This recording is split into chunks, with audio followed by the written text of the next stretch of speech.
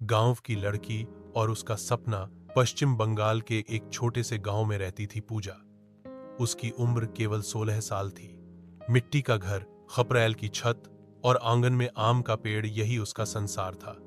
पिता खेती करके किसी तरह घर चलाते और मां पूरे दिन घर गृहस्थी में जुटी रहती।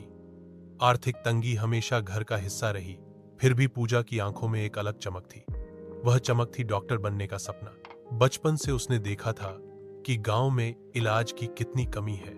जरा सा बुखार या चोट भी बड़ा रूप ले लेता, क्योंकि पास में कोई डॉक्टर नहीं था।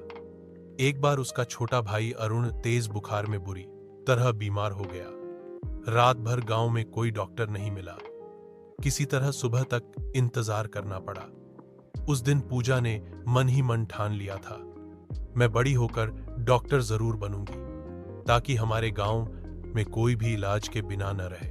पढ़ाई में पूजा हमेशा अव्वल रही। प्राथमिक विद्यालय में शिक्षक कहा करते, यह लड़की बहुत आगे जाएगी। लेकिन जैसे ही वह माध्यमिक कक्षा में पहुंची, खर्चे का बोझ बढ़ गया। पिता सोच में पड़ गए, इतनी पढ़ाई का खर्चा कैसे उठाएंगे। मां भी चिंतित थी, लेकिन बेटी की आंखों में विश्वास देखकर चुपचाप उसका साथ देती। गांव के लोग तरह तरह की बातें करते, लड़कियों को इतनी पढ़ाई की क्या जरूरत, उम्र हो रही है, अब शादी करनी चाहिए। ऐसे ताने पूजा को दुखी करते, पर उसके कदम कभी नहीं रुके।